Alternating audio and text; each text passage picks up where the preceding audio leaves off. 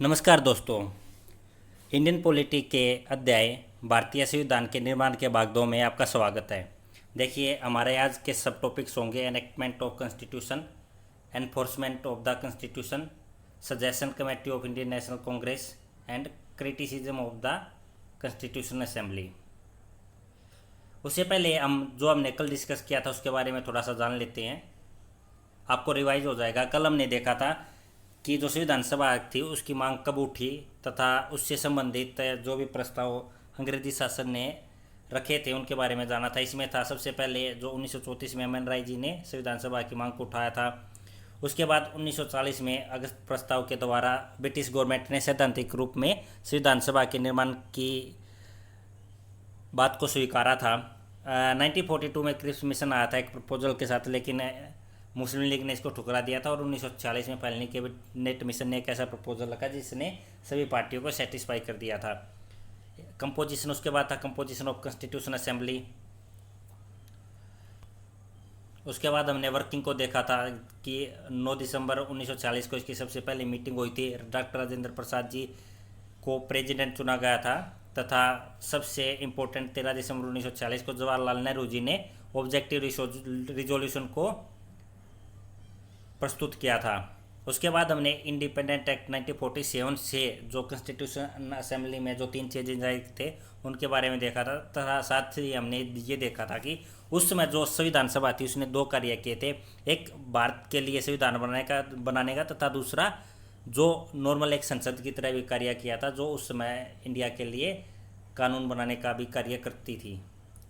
इसमें देखिए, जब डॉक्टर राजेंद्र प्रसाद जी चेयर करते थे उस समय ये चेयर करते थे जब यह संविधान बनाने का कार्य करती थी, तथा जीवी मालवंकर जी उस समय चेयर करते थे जब यह एक संसद के रूप में कार्य करती थी। उसके अलावा हमने दूसरे फंक्शंस को जाना था तथा यह जाना था कि इस पर टोटल 64 लाख का कॉस्ट आया था। हमने साथ में ही 8 मेजर कमेटी के बारे में जाना था तथा ड्राफ्ट कमेटी के अध्यक्षों के नाम जाने थे। आइए आज शुरुआत करते हैं एनेक्टमेंट ऑफ कॉन्स्टिट्यूशन से। देखिए, जो कॉन्स्टिट्यूशन था उसका फाइनल ड्राफ्ट 4 नवंबर 1948 को रखा गया था और 4 नवंबर 1948 को ही पहली बार भारतीय संविधान को पढ़ा गया था। अगले 5 दिन तक, यानी 4 नवंबर 1948 से 9 नवंबर 1948 तक 5 दिन नॉर्मल डिबेट हुआ इसके ऊपर, और उसके बाद 14 नवंबर 1948 से दूसरी बार इस पर डिबेट चर्चा होना शुरू हुआ तथा इस दौरान अगले 1 साल तक टोटल 7,653 सजेशंस आए। उसमें से केवल 2,473 सजेशंस पर ही डिस्कशन हो पाया था। तकरीबन 1 साल के बाद जब पहली बार संविधान को के ड्राफ्ट को रखा गया था, उसके 1 साल बाद 14 नवंबर 1949 को डॉक्टर भीमराव अंबेडकर जी ने एक प्रस्ताव को प्रस्तुत किया। इसका नाम था the constitution as settled by the assembly we passed, और इस प्रस्ताव को 26 नवंबर 1949 को डिक्लेयर किया गया कि यह अभी पास हो गया है। इस दिन जो संविधान सभा में 299 मेंबर में से केवल 284 मेंबर थे, इसलिए जो फाइनल जो संविधान बना था उस पर संविधान सभा के 284 सदस्यों के हस्ताक्षर मिलते हैं। देखिए, हमारा संविधान 26 नवंबर 1949 को बन गया था, लेकिन यह 26 जनवरी 1950 को लागू हुआ था, क्योंकि इसका भी एक 26 जनवरी 1950 के दिन का भी एक बहुत ही महत्वपूर्ण स्थान है हमारे इतिहास में। देखिए, जब 26 नवंबर 1949 को जब संविधान फाइनली बना था तो उस समय एक प्रस्तावना थी, 395 आर्टिकल और 8 शेड्यूल थे, लेकिन पिछले 70 सालों में हमारा संविधान काफ़ी चेंज हो चुका है तथा अब इसमें एक प्रस्तावना, 470 अनुच्छेद और 12 शेड्यूल्स आ चुके हैं। इसको डॉक्टर भीमराव अम्बेडकर जी को उनके योगदान के लिए फादर ऑफ द कॉन्स्टिट्यूशन कहा जाता है। उसके बाद देखिए एनफोर्समेंट ऑफ द कॉन्स्टिट्यूशन कब लागू हुआ। देखिए, कॉन्स्टिट्यूशन के कुछ अनुच्छेद जैसे 5, 6, 7, 8, 9 ये नागरिकता से संबंधित है। 60,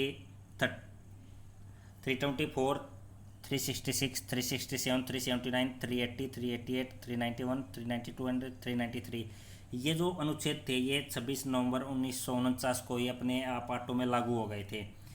बाकी का जो मेजर पार्ट था संविधान का वो 26 जनवरी 1950 को लागू हुआ था, क्योंकि 26 जनवरी का जो डे था वह इतिहास में एक अपना बहुत इम्पोर्टेंट स्थान रखता है, और 26 जनवरी को ही हम बाद में रिपब्लिक डे के रूप में भी सेलिब्रेट करते हैं। एक्चुअली जो 26 जनवरी था उस दिन पूर्ण स्वराज डे मनाया गया था, कब? 1930 में। इसलिए हमारे जो संविधान सभा के मेंबर्स थे, लीडर्स थे, उन्होंने यह डिसाइड किया था कि जो संविधान का कमेंसमेंट शुरू होगा, यानी संविधान जब पूर्णतः लागू होगा, वह डेट 26 जनवरी 1950 रहेगी। जैसे संविधान लागू हुआ उसके साथ ही इंडिपेंडेंट एक्ट 1947 और गवर्नमेंट ऑफ इंडिया एक्ट 1935, ये दोनों एक्ट अपने आप खत्म हो गए थे, लेकिन the abolition of privy council jurisdiction act 1940 यह कंटिन्यू रहा था।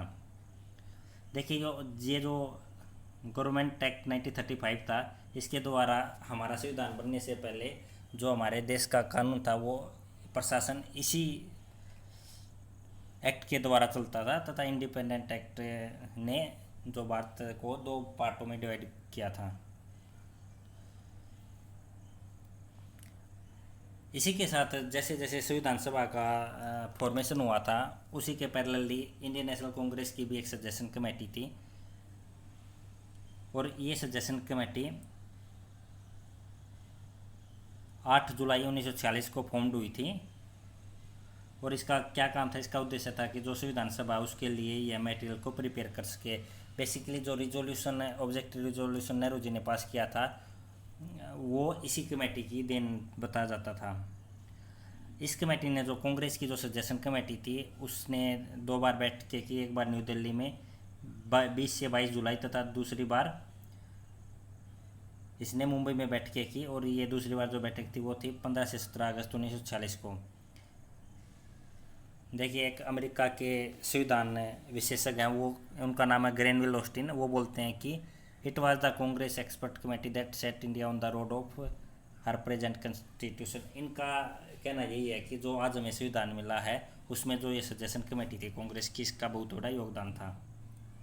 उसके बाद देखिए कि जो संविधान सभा थी उसकी आलोचना होती है। आलोचना के आधार देख लेते हैं। सबसे पहले नॉट ए रिप्रेजेंटेटिव बॉडी, इसमें बोला जाता है कि इसने भारतीय लोगों का प्रतिनिधित्व नहीं किया था, क्योंकि यह जो संविधान सभा थी इसको वैसे मताधिकार के आधार पर नहीं चुना गया था, बल्कि कुछ ही लोगों को शिक्षा कर देने की उनकी क्षमता इत्यादि के आधार पर 5 से 10% लोगों ने इस संविधान सभा के लोग सदस्य को चुना था। नोट ए सोवरेन बॉडी, इन पे संविधान सभा पे आरोप लगता है कि इस सभा ने स्वतंत्र होकर अपने कार्यों को नहीं किया था, और यह बीच बीच में जो ब्रिटिश इंडिया थी, ब्रिटिश सरकार थी, उससे सजेशन लेती रहती थी तथा उन्हीं के कई अनुसार कार्य करती थी। टाइम कंज्यूमिंग, जो भारतीय संविधान सभा थी उसने संविधान बनाने में लगभग 3 साल का समय लिया था, इसलिए इसको टाइम कंज्यूमिंग भी बोला जाता है। डोमिनेटेड बाय कांग्रेस, संविधान सभा के जो 296 सदस्यों का जो स्टार्टिंग में चुनाव हुआ था उसमें से 208 कांग्रेस के ही थे, और उस समय महात्मा गांधी जी को छोड़कर बाकी कांग्रेस के सभी नेता इस संविधान सभा का हिस्सा थे, इसलिए इसको बोला जाता है कि यह एक तरह से कांग्रेस पार्टी का ही एक रूप थी। लोअर पॉलिटिशियन डोमिनेशन है, इसके साथ साथ बोला जाता है कि वकीलों तथा वकील राजनीतिकों का इसमें डोमिनेशन था, और इसलिए जो हमारा कॉन्स्टिट्यूशन आज इतना कॉम्प्लिकेटेड है उसके पीछे इसी को जिम्मेदार ठहरा जाता है कि लोअरों की बहुत ज़्यादा उपस्थिति थी संविधान सभा में, इसलिए जो हमारा कॉन्स्टिट्यूशन है वो कॉम्प्लिकेटेड बना। और उसके बाद विंस्टन चर्चिल ने आरोप लगा कि यह डोमिनेटेड बाय हिंदू था। उन्होंने आरोप लगा कि संविधान सभा के जो ज़्यादातर सदस्य थे उसमें हिंदू भरे हुए थे तथा जो बाकी कम्युनिटी थी उनका प्रतिनिधित्व नहीं था। इसी के साथ हमारा यह चैप्टर भारतीय संविधान का निर्माण यहीं पे कंप्लीट होता है। कल और परसों हम 25 क्वेश्चन की 2 वीडियो लेके आएंगे। उन क्वेश्चन के आधार पर आप जो आगे इन फ्यूचर जो एग्ज़ाम होंगे उनमें आने वाले सभी MCQ को सॉल्व कर सकते हैं। Thank you for watching.